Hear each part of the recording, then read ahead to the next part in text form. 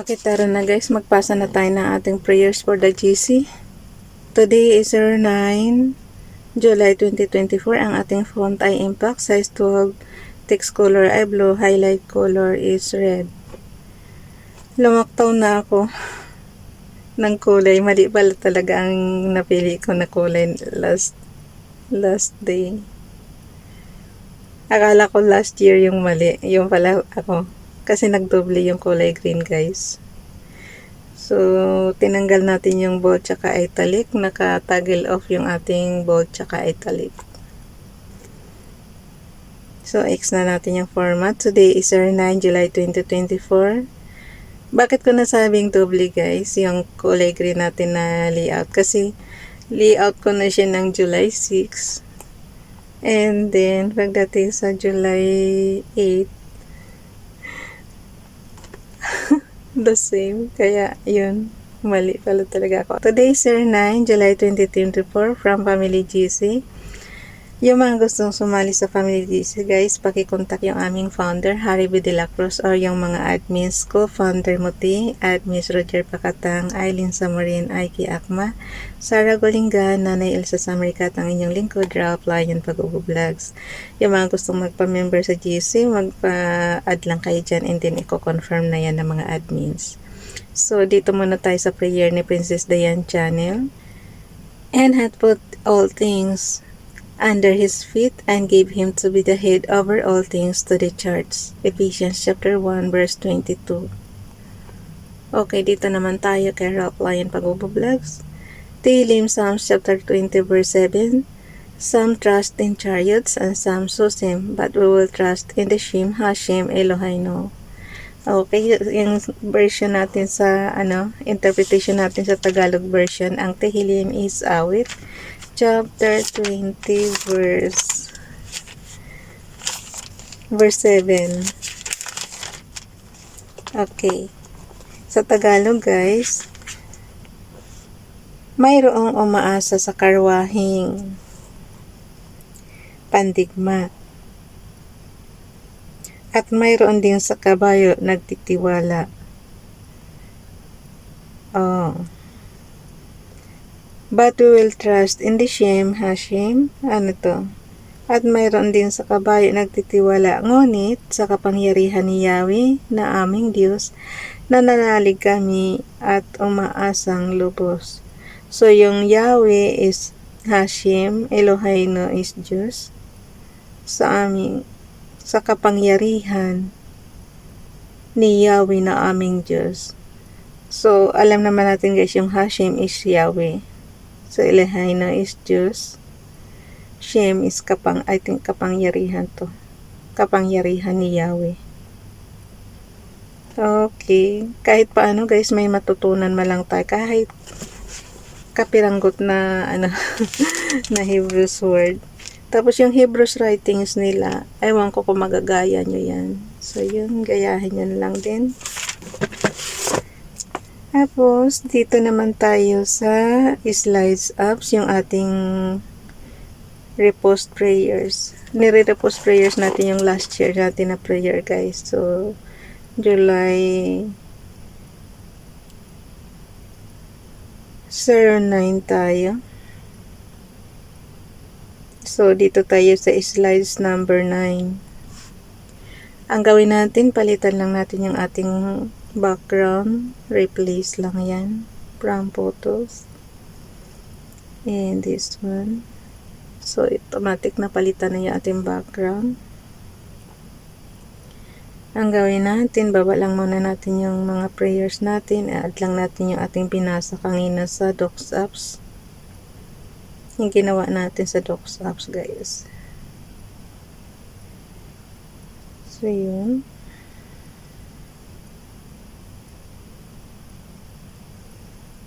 I-akit lang natin yung ating binaba na repost prayers.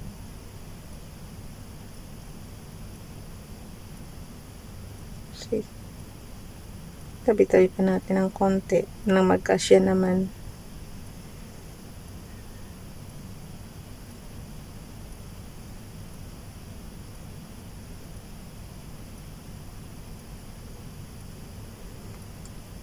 Okay. And then, ang gawin natin, i-zoom lang para mabasa. Dito tayo kay Ralph Lyon Pag-vlogs. Sir 9, July 2023. But ye are not in the flesh, but in the Spirit. If so be that the Spirit of God dwell in you. Now, if any man have not the Spirit of Christ, he is none of his. Romans chapter 8 verse 9, Bible King James Bible. Dito naman tayo kay FB Donalyn, prayer for today. Dear God, in times where I am at crossroad in my life, I ask that you will give me the counsel that will help me make the right decision. I do not desire to go in the way that is not pleasing to you, Lord. In Jesus' name I pray, Amen. So, ang gawin nyo lang talaga is, katulad ng ginagawa ko every morning, laging nakikipag-usap talaga kay Father God bago tayo magtrabaho, guys. Isingit nyo na yung meditation nyo sa madaling araw. Bawasan nyo ng konti yung tulog nyo. para makipag-usap kay Father God. Hindi, kasi sa araw, syempre may trabaho tayo, diba? So, maisisingit man natin yung pakikipag-usap. Napaka-easy lang, hindi katulad nito na talagang parang nakikipag one-on-one ka. So, dito tayo sa Hebrews chapter 13 verse 8. Kay Ronelo Ligaswi vlog ito. Pakisubscribe. Jesus Christ is the same yesterday and today and forever. So, dito naman tayo sa Hebrews 13 verse 8 yan, guys. Dito naman tayo pero huwag kayo makalimot na mayroon tayong Father God, ha. Kasi si Jesus, yan yung isinugo ni Father God para tayo sa ating mga kasalanan. So, kumbaga mayroon pa rin, kaya nga lagi kong tinatanong kay Father God, Father God, ikaw ang gumawa sa amin, ikaw ang lahat-lahat ng nagbigay ng lahat ng nasa sanlibutan, guys, yung mga isda, yung lahat, basta lahat ng tao, mga animals, lahat, mga plants, di ba siya gumawa niyan, dagat, lahat, bundok. Kaya lagi ko sinasabi, Father God, sino ang gumawa po sa inyo? Lagi ko talagang tinatanong yan. Niniwala naman tayo na siya ang may gawa ng lahat sa atin. Pero lagi ko pa rin tinatanong, Father God, paano ka naging ikaw? Paano ka isinilang na ganyan, na ikaw na kaagad ang pinaka King of Kings, pinaka makapangyarihan sa lahat, 'di ba? So yun talaga lagi kong tinatanong.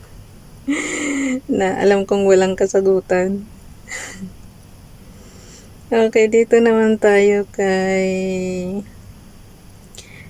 Princess Diane Channel. Last year ito, do all things without murmurings and disputing. Sala. Naano kaagad yung tanong ko kay Father God. Nakalagay sa kanya, do all things without murmurings and disputings. Philippians chapter 2 verse 14. Okay, hindi na ako magtatanong, hindi na ako makikipag-argue. Okay. Okay, dito naman tayo sa ituturo ko sa inyo yung pag-screenshot. Halimbawa, na yan, in-enlarge nyo na as alam nyo mababasa na yung ginawa nyo. I-slanting lang ng konti kasi maliliit yung font ng ibang graphics. So, on and off button and low volume button. Sabay click lang yan. Ayaw.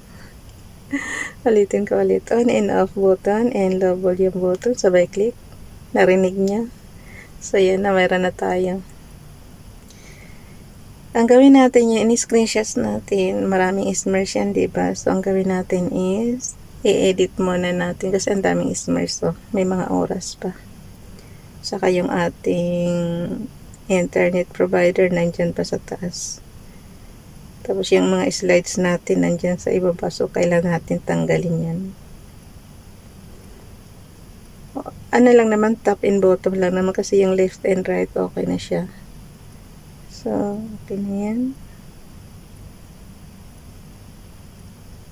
So, pag alam nyo okay na siya, i-check nyo lang. Yan. And then, isi-share na natin sa ating, ilagay ko muna sa aking storage apps. So, open lang natin yung ating prayers, family GC prayers. Nag-ikot lang siya, wala na naman. Ayan, okay na. So, punta tayo. Hindi ko pala na ano yung kahapon, guys. So, kailangan natin mailagay. Lagay muna natin yung 8. Image of ourselves from photos. Ito lang kainaman pagka nare-review mo kaagad. So,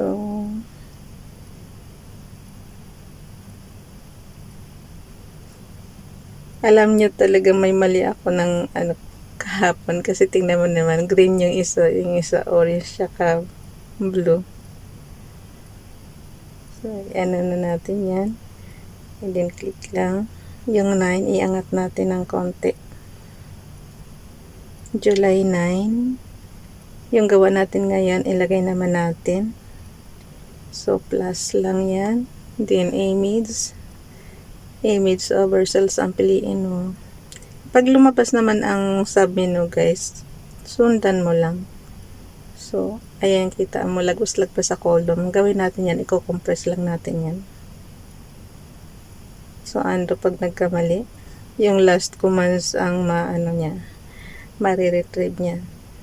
So, ang gawin natin, na-shoot na siya sa column A. Ang gawin natin, angat natin ng konti doon sa row number 78 dito sa akin. And then, okay na siya. So, angat ko lang yung 10 ng July. Cut and paste. So, bukas naman yung number 10 naman na graphics ang gawin natin dyan. So, isi-share lang natin to. Tamang-tama lang yung oras ko. So, piliin natin yung chat. Ipasa na natin sa ating GC. Lagyan natin ng konting headings. Okay. So, ang gawin natin today is 09 July 2024.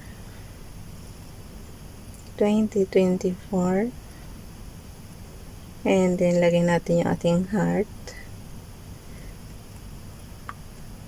And then, prayers for the GCs from YTC Ralph Lion Pagogo Vlogs,